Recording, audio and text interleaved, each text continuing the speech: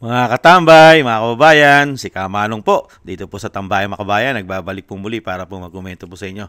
Samahan niyo po inyong lingkod. Sana po nasa mabuti po tayong kalagayan lahat mga kababayan. Magandang araw po, tanghali, hapon, gabi. Madaling araw po sa atin lahat saan man sulok ng bansa o mundo tayo naroon. Naway maingatan po tayong lahat mga kababayan. Umpisahan na po natin agad mga kababayan. Komentuhan po natin ito pong pahayag ng Vice President. Sumagot na po sa mga issue ang Vice President, lalo-lalo po doon sa issue na yung sinagot po, yung kanyang ama ay pinagtanggol ng isang anak ng isang congressman na Maynila, si Congressman Abante, ay sinagot din po ng Vice President yung mga patutsada po ng anak ni Congressman Abante. At syempre, sinagot din po ng Vice President yung subpoena, yung kaso na isasampa po sa Vice President ng DOJ at ng NBI mga katambay. At sinagot din po ng ating Vice President yung issue po ng prime water. Yung prime water po na pag-aari po ng mga bilyar ay nalalagay po sa investigasyon po yata mga katambay. Sinagot po lahat ng Vice President yan. At pakinggan po natin ang kanyang mga sagot. At komentuhan po natin.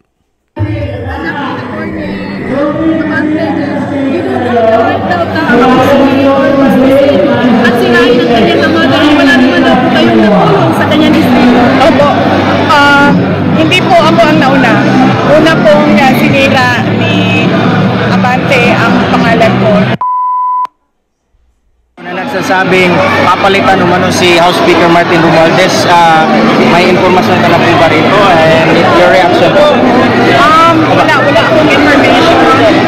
Wala akong information. Papalit kay Romualdez. I don't think that is relevant right now dahil the damage has been done. Laki na ng pagkakamali at korupsyon na ginawa nila sa budget natin. So, palitan man natin si House Speaker Romualdez, hindi na natin makabalik yung pera na nawala dahil sa korupsyon. Brian, next question. I see my preliminary investigation ayon sa mga sources. May pinay ng NBI-TV.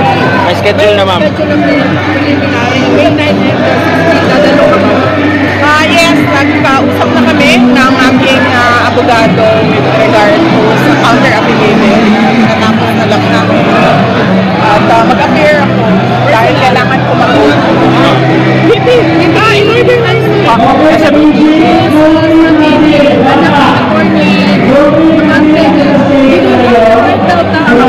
order na at sinahin ng kanyang ama dahil wala naman daw po kayong natulong sa kanyang distrito. Opo. Hindi po ako ang nauna. Una pong sinira ni Abante ang pangalan ko ng walang rason. At baka nakakalimutan nila, isa sa mga extension offices ng Office of the Vice President ay nasa syudad ng Maynila. Nandoon sa isang barangay hall nila. Ang kinikater nun ay ang buong syudad ng Maynila. Extension office yun ng PAD namin o Public Assistance Desk sa Office of the Vice President. Last question. Nasa syudad ng Maynila, tinanggalan nila ng budget. Last question. May investigation may investigan ibigay itong prime water na pagmamayari ng mga bilyar. Sa tingin mo may kinalaman ba ito sa pag-endorse mo kay Camille?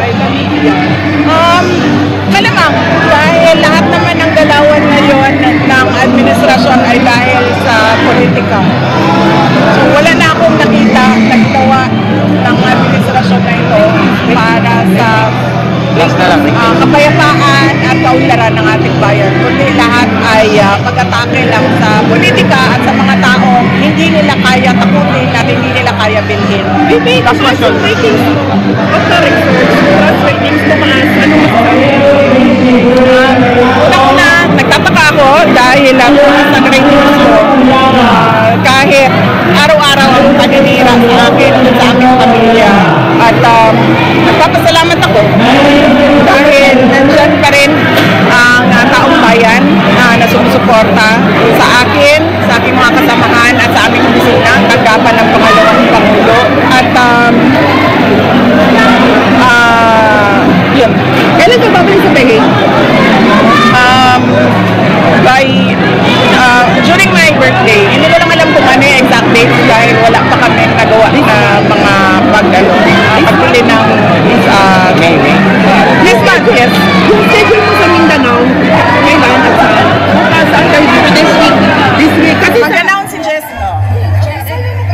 Yan po mga tambay, medyo maingay lang po dahil po nasa campaign po sila sa lugar po ang Vice President. Sinagot niya po lahat mga tambay ang issue at sinama niya rin po sa pagsagot ang issue po na umuugong po, di po ba? Umuugong po na ang speaker daw po ay papalitan mga tambay. Ang sabi naman po ng ating Vice President pagtungkol sa speaker, kahit po yan ay palitan, ay hindi na rin po maibabalik ang pera na nawala sa taong bayan. Ang mga ninakaw daw po di umano ng mga ito, mga kabayan. Tama po ang Vice President. Hindi mo na kayang ibalik ang mga perang nawala na talagang yung pinagagawa po nila sa institusyon ng Kamara na pumutok, lalo-lalo po sa budgeting, di ba? Na talagang how many trillions, billions of money ang mga nailalagay na isisingit po pagdating po sa Bicameral Conference Committee report. Di po ba? At pagka pinirmahan na ng Pangulo sa GAA, ay doon na po lumalabas po ang mga extraordinary na mga sinasabi po ni Atty. Vic na kanila pong mga port barrel daw po di umano. Ganyan po katindi. Kaya po, yung sinasabi po ng Vice President ay talaga pong yan na-experience niya po yan dahil isa po siyang lingkod bayan at alam niya po yan. Alam niya po ang galawan sa ating gobyerno dahil siya po ay napakatagal na rin politiko. At isa pong napakagaling na abogado at napakagaling na lingkod bayan na hindi po kayang tapalan at bilin ng mga ganit sa kapangyarihan. Di po ba? At lahat po isinagot ng Vice President. Pati po yung issue ng subpoena ay dadalo raw po ang Vice President at kailangan niya raw po diyan dumalo dahil po yan kailangan niyang manumpa o sinasabing sagutin kung ano man ang sinasampang kaso ng DOJ o ng NBI sa kanya, ay dadalo raw po ang Vice President yan, mga tambay. At sinagot niya rin po yung issue po, mga tambay, yung issue na dito sa Congressman Abante ng Maynila na sinasabi yung paninira daw po sa dating sa Congressman Abante ay sinisiraan daw po ng Vice President. Pero ano po sagot ng ating Vice President? Sila ang naunang nanira at magpabagsak sa isang Vice President na napakarami pong natuklasan sa kanilang institusyon, lalong-lalo sa ating pera na hindi na maibabalik ang mga kinurap daw po at mga ninakaw nila daw po ayon sa Vice President, mga tambay. Tingnan nyo po. At yung sinasabi daw ng anak ng Congressman Abante na walang nagawa at walang naitulong ang Vice President. Ano ang ipinamuka? Biglang bumalik po ang sitwasyon, bumaliktad ang sitwasyon, bumalik sa kanila. Paano walang natutulong ang Vice President? Isa sa kanyang satellite offices ay nasa Maynila.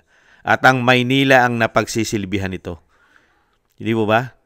Nung hindi pa nila kinikitil ang budget ng Vice President, ay dire-diretso po ang paggawa at pagtulong ng office o yung kanyang extension na satellite offices ng Office of the Vice President ay isa ang nakikinabang po ay ang Maynila, ang residential o residente ng Maynila.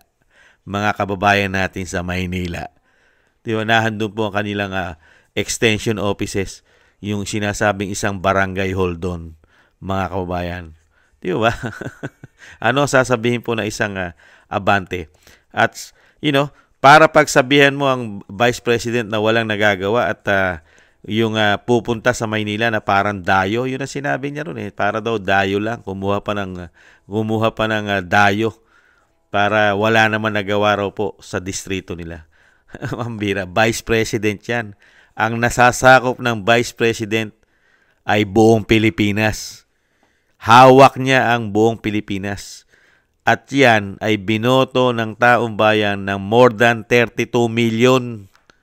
Kasamang bumoto dyan ang taga Maynila at kasamang bumoto ang buong bansa at kasama ang mga kababayan natin sa buong mundo na may Pilipino, may OFW. Di po ba? Unbelievable. Sa kaya kumukuha ng katwiran ang pamilya Abante. Isang vice president na naglilingkod at ang kanyang mandato ay maglingkod sa buong bansa, hindi lang sa Maynila. Samantalang ang tatay mo, hanggang dyan lang sa distrito nyo. Yan na nga lang ang pinaglilingkuran ng tatay mo na si Congressman Abante. Hindi nyo pa nga mapaunlad at maayos ang kakapiranggot na distrito ng tatay mo. Lagana pa rin dyan ang droga. Di ba? Krimen. Di ba? At isang damukal na addictus dyan, gumagamit ng pulburon yata na hindi malinis-linis ng tatay mo. Hiyang-hiya naman kami sa'yo. Ikumpara mo sa syudad ng Vice President. Ikumpara mo sa distrito ng tatay mo. yung syudad ng Vice President, di hamak na napakalaki sa distrito na hawak ng isang Abante, na napakamapayapa at napakalit na porsyento ang gumagamit ng pulburon doon. At syempre mga makakaliwa, mga terorista, mga kriminal ay takot na takot doon sa lugar nila. Ang tanong, ganun din po ba sa Maynila? Iniiwasan po ba ng masasamang tao, mga addictus, mga drug lord ang Maynila? Mukhang pinagkakakitaan yata yan. Di ba? Mukhang dyan yata kumikita ng malaki ang mga drug lord sa Maynila. Hindi kaya? Kaya nga po ang tanong ni Kamanong may kita rin kaya dyan ng isang congressman sa mga illegal? Nagtatanong lang po. Ayan, na-real talk po kayo ng Vice President. Diba? Hindi nyo kayang pabagsakin ang isang Vice President na hindi nyo kayang tapalan ang kanyang prinsipyo. Siya po ay sa tama. Kayo po kasi, ang natuklasan kasi sa inyo ng Vice President ay pera-pera po. Naglilingkod po yata sila sa pera. Ang pinaglilingkuran nila, tuwan-tuwa sila pagka nahandyan na ang budgeting. Gagawa na sila ng pondo. Pag-uusapan na nila, lalong-lalo sa Bicameral Conference Committee report. Di ba? At sinagot din po ng ating Vice President yung issue po ng prime water. Di ba? Nagkakaproblema raw po yan sa Bulacan. At sinabi po ng Vice President ay muka o talagang napopolitika po. Napopolitika po ang mga bilyar, mga tambay. Ang mga bilyar, ang prime water ay talagang iimbestigahan na, mga kabayan. Kaya nga po ang tanong natin ang tanong po ni Kamanong, dahil nga po iimbestigahan po nila ang prime water, bakit kaya hindi naman nila imbestigahan ang flood control? Di ba? Yung flood control kasi may kaugnayan din po sa tubig yan Iimbestigahan po nila ang prime water. Pero wala pong tinututukan ng Pangulong Marcos na paimbestigahan din po ang issue po ng isang damukal na bilyon-bilyon na pera ng taxpayer. Yung flood control, ano na po nangyari sa programa po na flood control na ginastusan po ng taxpayer na how many billions. At wala rin po tayong nakikita na pinaiimbestigahan ng Pangulong Marcos yung pera po natin sa PhilHealth. Bakit kaya? At yung ginto, hindi po rin yata pinaiimbestigahan ng Pangulong Marcos yung ginto. Ano na kaya nangyari sa ginto sa Central Bank? Sino kaya ang bumili? Magkano kaya ang pinagbilan? At wala na rin po yata ang investigasyon sa Maharlika Investment Fund. Kamusta na kaya yung investment natin sa Maharlika Investment Fund, mga tambay? At hindi rin po pinaimbestigahan ng Pangulong Marcos, mga tambay, yung 2025 national budget, mga tambay, na merong mga blanco na biglang nagkaroon ng hindi bababa sa 241 billion daw po, ayon kay Congressman Ungab. Bakit kaya? Nakita niyo po, mga tambay? Pinipili lang po ang iniimbestigahan nila. Sa bagay, kumalas kasi. Wala tayong magagawa Ganyan po kasi sa politika. Ganyan po kasi ang ginawang trabaho Pagka hindi ka nila kasangga at kaisa, maiimbestigahan ka. Mukha kasing sumama po yata ang isang bilyar. Di ba? Dahil po yan nasa alyansa nila. Nasa alyansa po kasi nila yan ang bilyar. Bigla pong kumambyo. Nag-reverse. pumunta po at nagpa-endorso po sa Vice President ang pamilya Villar. Di ba? Kumalat po ang mga litrato, larawan na nagpapa-endorso po sila at tinaas ng Vice President ang kamay ng isang Camille Villar na mga bilyonaryo po sa ating bansa. At kasama po ang pamilya Villar, mga kababayan. Kaya nagkataon lang kaya na ngayon iniimbestigahan na po ang mga negosyo. Isa sa iniimbestigahan ang Prime Water na alam naman po natin ang may-ari niya na yung bilyonaryo na mga Villar, mga kababayan. Nagkataon lang kaya dahil po panahon ng politika at syempre po kalaban kung ituring nila ang Vice President dahil po pinababagsak po nila yan di umano. Di ba? Pinababagsak po nila ang buong pamilya ng Duterte. Kaya lahat po ng kaalyado at sumasama at sinasabing para sa tama ay siyempre po ay gagawan po ng sinasabing issue. Katulad po niyan, ang Villar.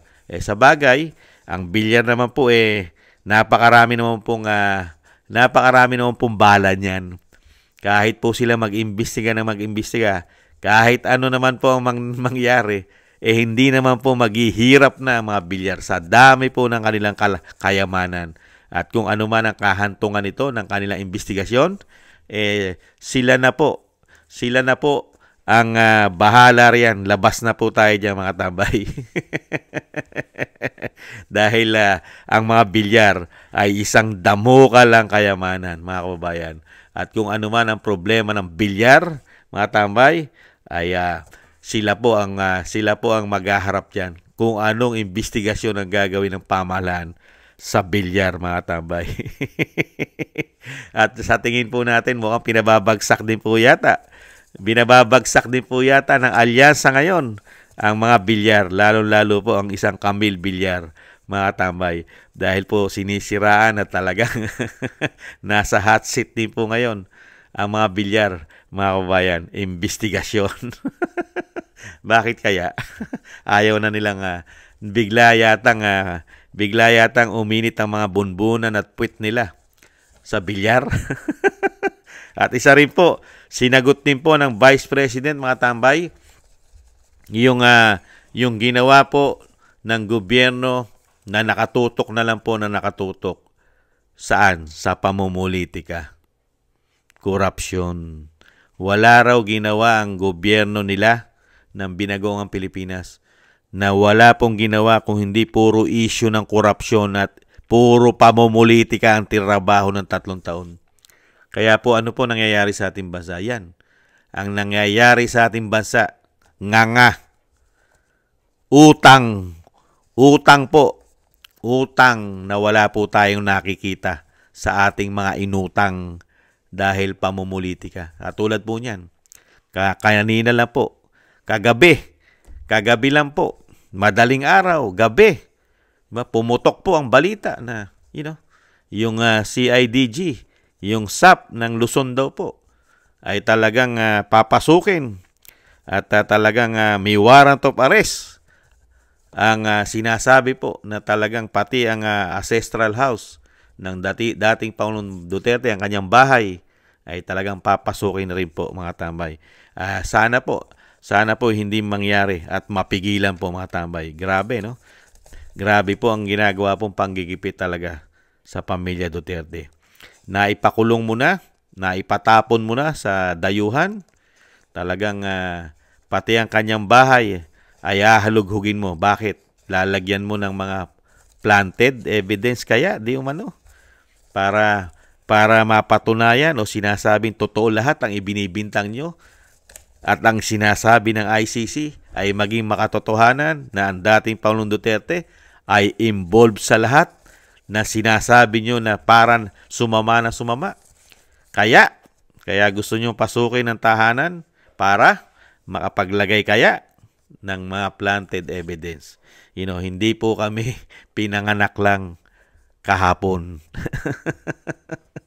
Alam po namin ang galawan po ninyo, mga kababayan. Alam po natin ang galawan nila. Kaya po, Kaya nga po ang Vice President, kahit saan pumunta, kahit saan mangampanya buong bansa, pagka po ang Vice President ay nasa mga lugar-lugar na natin, probinsya, bayan, baryo, barangay, ay talagang dinudumo. Kaya lang po, Vice President, mag-ingat po tayo. Konting ingat naman po. Masyado po tayong exposed, Vice President. Ang kalaban po natin ay hindi po natin alam kung kailan po sila o anong oras, anong araw sila aatake sa atin. Exposure po kayo, Vice President. Nakita nyo naman po kung paano po kayo trabahuhin ang inyong pamilya. Nakita naman po ninyo, nakita po namin at nakikita naman po namin na talaga yung ginagawa pong pagpapabagsak sa inyong pamilya para mawala na sa politika. Mahirap na po magtiwala sa panahon ngayon, lalong-lalo po, iba po ang takbo ng isip ng bagong Pilipinas. Mahirap na po magtiwala. Lahat po ay ginagawa na po nila para po bumagsak po kayo, Vice President. Mag-ingat naman po kayo. Tama po yung sinasabi po ni Kap Dado. Mag-ingat po kayo. Iba po ang kalaban nyo. Iba po. Tumitira po sila di umano ng pailalim, pasikreto. Bigla na lang po kayong bubulagain. Kamukha po ng ginawa nila sa inyong ama na biglang nabulaga. Planado. Pinagplanuhan. Katulad po niyan, napakaraming pong pumuputok ngayon. Nandiyan pa ang ICC. Kasama na rin kayo sa arestuhin. Yan po ang pumuputok sa balita. Tapos nahandiyan pa ang DOJ, NBI. May mga subpina na po kayo. Nahandiyan pa ang impeachment. Nagigil po ang mga congressman at senador na kayo'y masibak. Di ba? Kaya po, delikado po. Napakadelikado po para sa inyo. Dahil alam naman po ng inyong kalaban. Alam po ng inyong kalaban na wala po kayong katalo-talo. Di po ba? Dahil kayo po ay talagang ang taong bayan ay nasa inyo po. Yung majority ng taong bayan at majority ng botante ay nasa inyong tiwala, Vice President. Wala po sa kanila. Kaya ingat-ingat po. Huwag po tayong maging kampante. Mahirap na po. At ang isa pa, iisa lang po ang ating buhay. Nakita po natin, ngayon, panahon ng kampanya, halala, napakarami na po pumuputok sa balita ngayon. Mga kandidato na chuchugi. Di ba? Ilan na po yung mga kandidato po ngayon na nachuchugi. Pati mga journalist, nachuchugi. Mga vlogger, nachuchugi. Di po ba? Ginugurgor ngayon. Di ba? Mga politiko. Isa po kayong politiko, Vice President. Ingat-ingat po. Magdoble ingat po kayo. At alam din po naman namin na pati ang inyong security ay binawasan. Di po ba? Binawasan din po ang inyong security. Kaya, Vice President, wag po kayong, hindi po porke tayo po ay sanay po sa sinasabing pakikipaglaban. Iba pa rin po yung sinasabing train. Hindi naman po tayo na train sa magiging soldier o sinasabing sundalo o pulis. Di po ba? At syempre po, mahirap na po dahil na alam naman po natin ngayon, ang kalaban nyo po ay hindi lang naman iisa. Nagsama-sama na po kasi silang lahat, Vice President. Ang kalaban po ng pamilya Duterte ngayon ay napakarami na. Hindi lang po ang gobyerno na nagpapabagsak po sa inyo, di umano. Nahandyan pa yata ang mga makakaliwa, mga drug lord na nasagasaan, ang mga mayayaman, mga oligarko yata, di umano na nasagasaan din ng inyong ama. Di po ba? Napakarami. Yung grupo nga lang na makakaliwa, galit na galit po sa inyong pamilya. Di po ba? Kaya nakita nyo po, nahandyan pa ang mga politiko na galit din po sa inyo yata. Lalong-lalo na yung mga natuklasan nyo sa 19 Congress na kung paano po nila nakawin, pag-intrisan, yung kanilang mga kasakiman. Nahandyan pa ang tinatawag yung tambaluslos na sinasabi yung napakaraming ninakaw na pera sa kaba ng yaman na hindi na kayang ibalik kahit matanggal pa siya bilang speaker. Di ba? Sa inyo na rin ang gagaling. Kaya napakarami nyo pong kalaban, Vice President. Yung nasa Maynila nga lang na putak ng putak, na galit sa inyo, kalaban nyo na rin po yun. Kalaban nyo na rin po sa politika. Ang mga abante, nandiyan pang Chua. Di ba? Napakarami. Napakarami po. Mahigit 200 po ang kalaban nyo sa politika sa institusyon ng Kamara. Yung pumirma po na impeachment nyo. Di ba? Kasama po dyan ang Makabayan Black. Kaya ingat-ingat po kayo mga kabayan. Isama po natin sa dasal ang Vice President na maingatan. At syempre po, kalampagin din po natin ang Vice President na mag-ingat. Hindi po natin na alam ang sitwasyon. Nakita nyo po, yung presidente nga ng Amerika, mas matindi po ang security. Ay muntik na rin po madali. Muntik na po yun. Kaya lang talagang hindi pa niya oras mga tambay. Pero mas mainam na rin po yung nag-iingat po tayo. Dahil sa sitwasyon po ngayon, lalo sa ating bansa. Napakadali po nila, lalo yung mga masasamang politiko. Yung mga ang financier pa nila ay mga drug lord. Kasi po ngayon, kumakalat po ngayon siguro, ang pera ng drug lord. Nangangapital po yata ang mga drug lord. Dahil nga po nung panahon ni dating Pangulong Duterte, natuklasan po natin na nagagamit po ng mga drug lord ang ating mga politiko, kapulisan. Di ba? Kaya nga po, naging narco politics nung panahon ni dating Pangulong Duterte dahil nagagamit po sila ng mga drug lord. Ngayon po, hindi po kaya bumabalik na naman ngayon at bumabaha na naman ang pera ng drug lord kaya? Kasama kaya yan? Kaya ingat-ingat po, Vice President. Yan po mga kabayan, ang pahayag po ng ating Vice President. Sinagot niya po lahat. Lahat po ng patutsada sa kanya at lahat po ng issue. Katulad po, kasama na po ang subpoena sa kanya, kaso na isinampa sa kanya, isasampa sa kanya ng DOJ at ng NBI, ay sinagot niya, napupuntahan niya. At pati po ang mga taga Maynila, lalo-lalo na yung congressman doon na galit na galit at masamang-masama loob.